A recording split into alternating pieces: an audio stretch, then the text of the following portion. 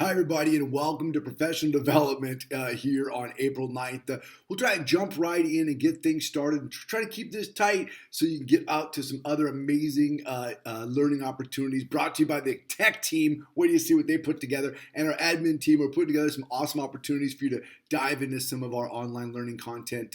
Let's dive in and take a peek. We're obviously riffing through some celebrations, looking at the Twitters and see what everybody's doing. Look, if you've got celebrations, throw them out because we'd love to see them. There's so much great stuff happening in Distance Learning 1.0, but I want to dive in and just hit the agenda. I want to make sure you know what we're going to be talking about today because I don't want to talk too long. I want to first talk about distance learning. We've done such an amazing job in these first 3 weeks of manifesting something that was inconceivable just a month ago, and now look at what we've done. I want to talk about version 1.0 and talk about what's the stretch to version 2.0. Now, I know you've kind of co-authored version 2.0 because you've been working with your admin teams and leadership's been doing a great job of putting this together. But I want to just kind of unpack what that looks like and give you some why behind the what, and then make sure the what is real clear. Next, I just want to introduce today's professional development and make sure that everyone has everything they need to get out to spring break where you can unplug, and please don't plan to work over spring break. That's one of the reasons we're taking April 20th off from distance learning and having some time for our staff to, recalibrate, reconfigure, and then relaunch for the last half of the year. Okay, let's kind of dive in. Looking at distance learning 1.0, we were the first ones out there to get to scale, and we've become a model for so many people. I got a tweet today from a superintendent up in Northern California in a rural district who said, hey, we're really struggling. Then we came across the Westlake Charter School example on the CDE's website, and I showed my staff the Westlake Charter School splash page, and they're like, yes, that's what we want to do. And they were just tweeting at me saying thank you. It was a little instant message tweet. I thought, man, there's so many people who have reached out. I had so many emails from around the state. What you're doing is very impressive. The fact you scaled so quickly and got out there also shows the work that you did shows in the numbers that we've captured. I mean, 94% of our students have engaged somewhat in this. Now, I know some of you are like, where's the other 6%? I want all. And I love that about you. But the reality is, like, we have a 97% average daily attendance, which is incredibly high. There are schools within, near walking distance that are 75% average daily attendance. The fact that we have 94% of our kids plugging in is a real testament to the work you're doing around connection, but it's also, speaks highly of, like, you got out there quick and got this work started so that students weren't, lost in the wind before the whole game started. There's still districts out there trying to figure out how to get started, and you've already got 3 weeks under your belt saying, okay, now let's figure out what the next steps look like, and that's phenomenal. When we started, version 1, we said we weren't going to, replicate school. We were going to combat isolation. We were going to focus on keeping our community connected, and we were going to really create that, like, daily normalcy, that, stable daily engagement around academics and SEL. You've done a phenomenal job around that. So, I'm going to pause for a second. Well, why not just keep doing what we've been doing? Like, why not just stay here? Well, when we started this, we didn't know it was going to be longer than 2 weeks. Then we thought it was going to be 3 weeks. And now we realize we're going to the end of the school year. It's a great time to push pause, evaluate our practices, decide what's our best next steps. And really, it's key that you've been doing such great work in the first 3 weeks, but we don't want the burden to be so heavy on staff that anybody burns out. We want everyone to be able to make it the distance. We want you to be able to focus on your family and your own health. And so we think we've created some practices that will create normalcy and really help take a little off of our teachers' plates, but then also allow for our students to engage exactly where they are academically. So we'll talk through that here. I did want to show a couple of examples. If you could peek behind the curtain and see what our staff has been doing in distance learning 1.0, we don't want to lose any of this. This is amazing. All these incredibly engaging social emotional opportunities, tons of writing, really cool writing projects happening all across the spectrum. Shout outs inside of slideshows to students, such cool stuff, utilizing lots of our online resources to create really engaging opportunities, and people doing read alouds and using Google Docs for student comprehension responses. If you haven't seen Gately doing her vlogger jam, you got to check it out. She is really doing cool stuff. This is a piece where she is reading students haikus, right, and bringing all the emotion to each one, and so the students are connecting with Gately, but they're connecting with each other through hearing each other's haikus through her voice. It's really cool stuff, right? So as you go to version 2.0, again, why would we change? Well, we love what you're doing at 1.0, and keep all the creativity, keep all the all the connection pieces. Just make sure that we utilize possibly some online curriculum to create differentiation for students, so that you don't have to design really complex differentiated instruction, something you do in your classroom so well, but that doing online in an asynchronous fashion is so complicated. So let's talk about what 2.0 looks like. What are we trying to accomplish? First of all, we cannot replace school. Each one of you walks in your classroom every day, and you can feel the pulse of your classroom, and you can adjust and pivot on a dime when something happens in your classroom. It's harder to do that online, right? You can't read their faces. You can't read where they're at. You can't really get a beat on what's happening. We're not replacing school. We are extending learning opportunities online still. We're still combating isolation and creating connection. Hey, that's our number one. And I know academics is extremely important. When we talk about the balance, I think we often overcompensate and focus on academics a little more, because I get it. We have standards. At this point in our careers, for these couple of weeks, months, whatever it is, I think we might want to go the other way. I think it's okay for Westlake Charter School to demonstrate what's possible and say, we believe that connection is our primary focus and academic is secondary for a moment. We still want everyone to get the academics that they need. But I empower you. Focus on the connection. Focus on combating isolation. Focus on allowing people to repair the damage that has been done to families during this crisis. And we'll come out of it okay if we focus on this. So this is really important.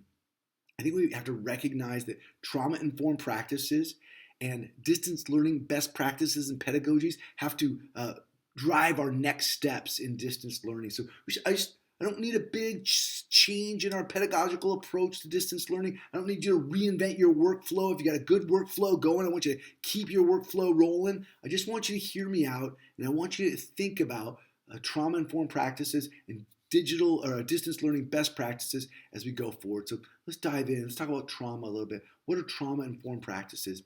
So in research, trauma is categorized as an adverse childhood experiences, an ACE. When a child experiences an ACE or an adverse childhood experience, it can manifest into trauma. So what is an ACE or adverse childhood experience? A common example would be like a student whose parents are going through a divorce. Imagine any normal time, a year ago, March, it's a year ago, everything else is normal, your classroom is normal, we're all going to school, but some student walks in your classroom and they're experiencing something and you can sense it. And the child's parents are going through a divorce. That's an adverse childhood experience. That child's learning is stunted for the moment because they can't shake the fact that there's an adverse childhood experience happening, an ACE that's happening in their life. You as an expert teacher, bring your toolkit of all your amazing resources and you intervene with that child because you can see something's going on, that child is suffering. You can see that person in your classroom and you can respond and you can use all of your tricks, right? Your proximity and your scaffolding and your relationship building. You can use all this to assist with this student by utilizing trauma-informed practices. But here in this digital distance learning, there's a divide. It's really hard to do this.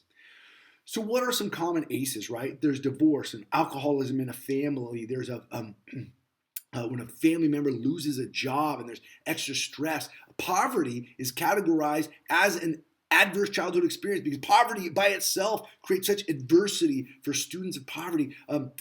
Any of these can be coupled together. You can have a student of poverty who has a family member who's lost their job, who has also parents who are fighting. Maybe the student is also suffering from neglect. All of these ACEs combined, and what happens is these ACEs manifest as trauma. And trauma presents often in our classrooms as ADHD-like behavior or depression or anger. We see these and we go, hey, something's wrong here. And again, we utilize our skills, our de-escalation skills, or our scaffolding skills, our re-engagement skills, our proximity skills, right, to refocus our students. Again, in distance learning, it's so hard to do that, right? Imagine right now, every one of our students is suffering an adverse childhood experience. It is a quarantine due to a global pandemic. That is ace number one. Many of our students have parents who are fighting right now because they're all trapped inside the house. That's ace number two. Some of our students have family members who have lost their job. That's ace number three. Some of our students have family members who are talking about divorce. Some of our students are in homes where they're wondering where food's going to come from because of poverty. As these aces start to build, we have to recognize that every one of our students is suffering some form of trauma, and trauma affects our ability to learn. And so if we were just pressing through our content, trying to hit every standard on the standards-based grade book, we would inherently leave people behind. But in a time like this, we might leave everyone behind. So it's important that we just think about trauma and how we approach learning going forward. And so I'd like to talk quickly about trauma-informed practices in the classroom, right? We know, and there's a great little link there that I'll drop in the Google Classroom, we focus on social emotional wellness when there's trauma in our classroom. We focus on UDL to remove barriers. If a student is pulling away from engagement because they're suffering from trauma, we design to remove that disengagement barrier by engaging our students, right? In our classroom, we would use personalization and authentic connection, really connecting with our student in our classroom as a trauma-informed practice. We would give very regular feedback and re-engagement from a place of strength. We wouldn't only give feedback that was when a student performed poorly. We would try to approach the student from where they are, from no zone of proximal development, and say, hey, this is where you are, that's where you are, great. Let me try and just help you get to where you can go. Rather than operating from a place of deficit, we operate from a place of strength. These are trauma-informed practices in our classrooms. They are incredibly hard to do in the classroom when we have 22 kids in front of us or 28 kids in front of us. They are near impossible to do when these kids are this kind of distance from us. And so we're going to talk about what kind of practices we can utilize from a trauma-informed sense in distance learning. We're going to focus weekly on connection. Again, whether that's formative feedback, whether that's making videos so they can see our faces, so connecting through these SEL opportunities, Google Voice phone calls, really giving feedback from a place of strength. I love this idea of utilizing online curriculum because then I'm not designing differentiated curriculum. We're meeting kids where they are, but I'm able to give them feedback on exactly where they are. That's giving feedback from a place of strength. I really like that piece. Again, and here is that piece.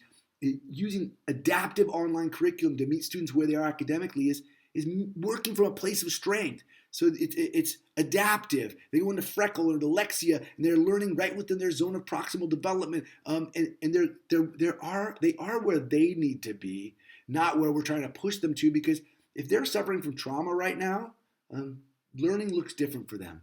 It could go at a different pace for them. And trauma-informed practices says we need to be flexible with the pace of learning. And so I think these pieces really drive what we think we're doing next. So I want to dive quickly into some best practices and pedagogies for online learning. There's a link there, and I'll throw it in the Google Classroom. This comes from the Riverside County Office of Education, and they put together some real thought leadership around distance learning from educators who really do online learning. This is what they do for a living. As brilliant as we are in our classrooms, these guys are brilliant online. And so we really want to steal from them some practices. As we went through it, we found some pedagogies that kind of align to what we think we can do here at Westlake. Connect and collaborate. Really continue to use that video, audio, collaborative platforms to make sure our kids are connected daily and weekly. Formative feedback, making sure that we're connecting with our kids through feedback, so they're hearing us give feedback, and that's built into our operational, learning, distance learning 2.0. Personalization is a really key distance learning pedagogy. It's about flexible pacing. That's why those online learning platforms are probably a good move for us. Freckle and Lexia, because kids can go at their own pace. You can give them feedback, but again, they can work from a place of strength. And the last piece is supporting SEL skill building. Doing explicit, read alouds from books that talk about skills that students should use while in quarantine, while in trauma, giving kids the skills of self-care, or even looking at like Newsella, which has SEL content, to read content about self-care and SEL.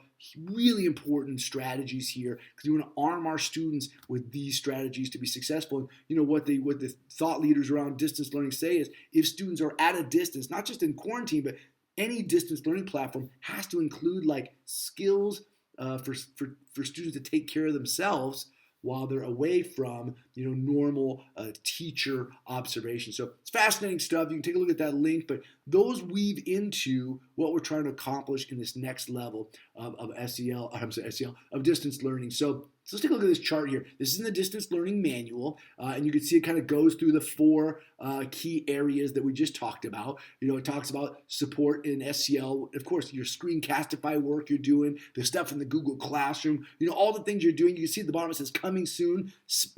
We're going to have an SEL splash page that the student support services team and the counseling team are putting together. You're going to love what they're putting together for you. That's going to really help us coming out of spring break. That personalization piece really leans on those online curricula. Really important to allow, again, ability for students to have their learning augmented to where they are. I love that personalization column. Connect and collaborate. Love the Padlet, the Flipgrid, the Google Voice if you're calling home. Love it. I put Google Meet down there with a coming soon. I don't ever want to use Google Meet as an instructional platform. I don't want any of us sitting in front of our computers for hours on end with our own children running around and engaging in the inequitable practice of everyone has to be here at 8:30, even if your family can't make that happen. We won't do that. But could we maybe use Google Meet as this opportunity to hold small group just for connection purposes and do a little check-in? I'm drafting a little handbook that I'm going to release after spring break and ask us to tiptoe into this conversation over a period of weeks. We're not going to race out and do Google Meet. I'm talking about having support where, like, if you don't want to go on there alone, you want to have a buddy on there in case you need to turn off your camera.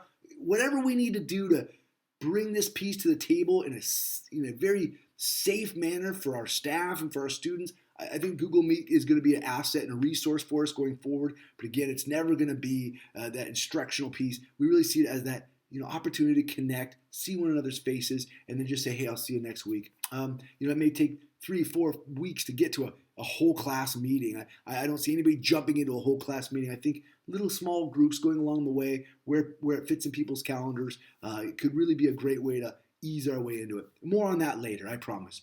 And the last piece is providing feedback. Feedback, authentic feedback, and I see a lot of it happening out there, is a real authentic form of connection. That's a teacher and student connecting around content where the student is.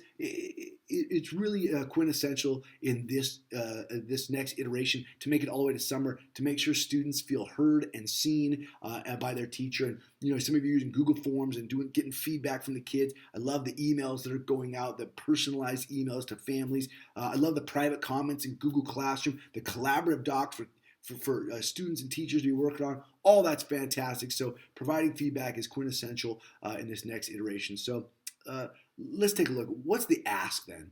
I know that many of you co-drafted this ask, really. Admin's been working with your teams throughout this last week. Hey, what about this? Should we use that? How does this work? Leadership was amazing. Came to the table, on a Google Meet and really talk through what we thought would work. And so what you see in this distance learning manual today is the best minds of all of our teams kind of working together. Each grade band has kind of more or less an ask that looks a lot like it looked before. I mean, it shouldn't really break your workflow from version 1 to version 2.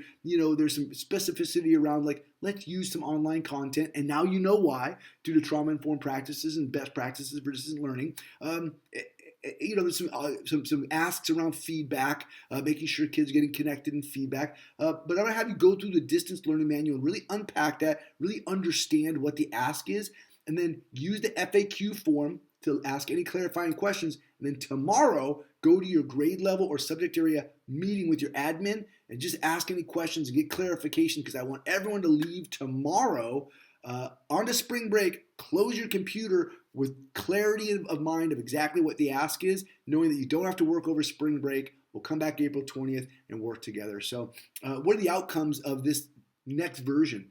Number one is we're going to kind of have trauma-informed practices and distance learning best practices in mind. The other piece is, like, we're going to continue to focus on connection, combating isolation, allowing for ELA and math differentiation without overburdening our teaching staff, and then allowing our teaching staff that creative space to keep doing those enrichment pieces that you're doing such an amazing job of.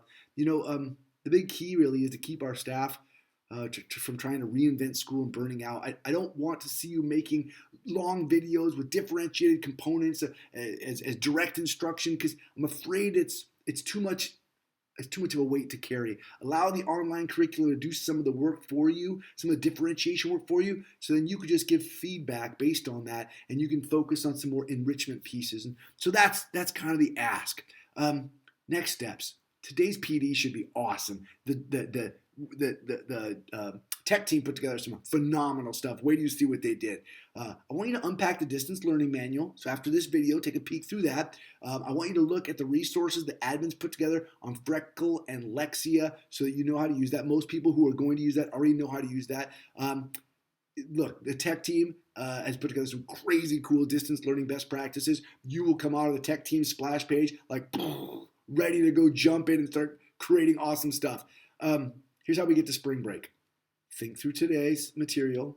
Go to your team meeting tomorrow.